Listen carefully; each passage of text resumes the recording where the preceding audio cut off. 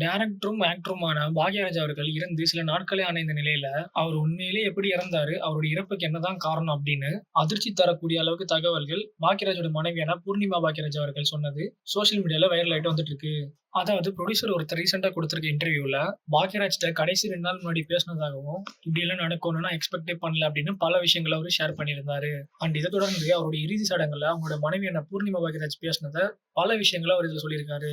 அதாவது பாக்யராஜோட மனைவி என்ன சொல்லியிருக்காங்கன்னா, "எனக்கு ஒண்ணுமே புரியல. நாங்க எப்பவுமே டெய்லி 20 மினிட்ஸ் காலையில வாக்கிங் போயிட்டு தான் வருவோம். அப்படிதான் அந்த நாள்ல நாங்க 2 பேரும் ஒண்ணா வாக்கிங் போனோம். எப்பவுமே வாக்கிங் போற வழியில டயர்டா இருக்கு அப்படின்னு சொல்லிட்டு வீட்டுக்கு போயிடுவாரு. அவர் எப்பவுமே வாக்கிங் போகும்போது டயர்ட் ஆயிட்டாருன்னா, "நீ வாக்கிங் போயிட்டு வந்துரு. நான் வீட்டுக்கு போறேன்" அப்படின்னு சொல்லிட்டு தனியா கிளம்பிடுவாராமா. இந்த தடவையும் அதே மாதிரி தான், "எனக்கு டயர்டா இருக்கு. நான் வீட்டுக்கு போறேன்" அப்படின்னு சொல்லவே, பூர்ணிமா பாக்யராஜ்க்கு மனசுல ஏதோ தப்பா இருக்கு அப்படின்னு பயம் வந்திருக்கு. அதனால கூடவே அவங்களும் வீட்டுக்கு வந்திருக்காங்க. வீட்டுக்குள்ள வந்து கொஞ்ச நேரம் தான் உட்கார்ந்திருக்காங்க. அடுத்த நிமிஷமே அவருக்கு கேஸ் ட்ரபிள் மாதிரி ஏதோ சுவாச பிரச்சனை ஏற்பட்டிருக்கு. வீட்டுக்கு வந்து சோஃபால உட்கார்ந்த அடுத்த நிமிஷமே பாக்யராஜ் அவர்களுக்கு சுவாச பிரச்சனை ஏற்பட்டிருக்கு.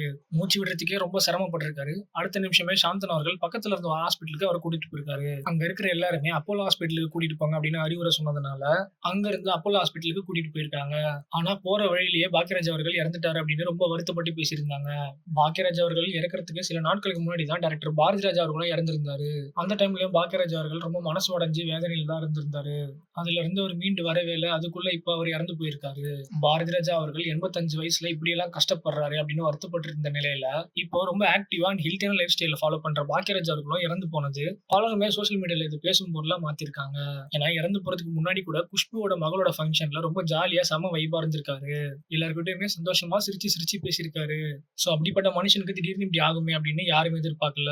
பலருமே அவங்களோட ஆதங்கத்த கொட்டி தீர்த்துட்டு தான் இருக்காங்க அப்படின்னு சொல்லலாம். இத பத்தி நீங்க என்ன நினைக்கிறீங்கன்னு கமெண்ட் பண்ணுங்க. வீடியோ புடிச்சிருந்தா லைக் பண்ணுங்க, கமெண்ட் பண்ணி ஷேர் பண்ணுங்க. மறக்காம வீ டெக் சேனல சப்ஸ்கிரைப் பண்ணுங்க.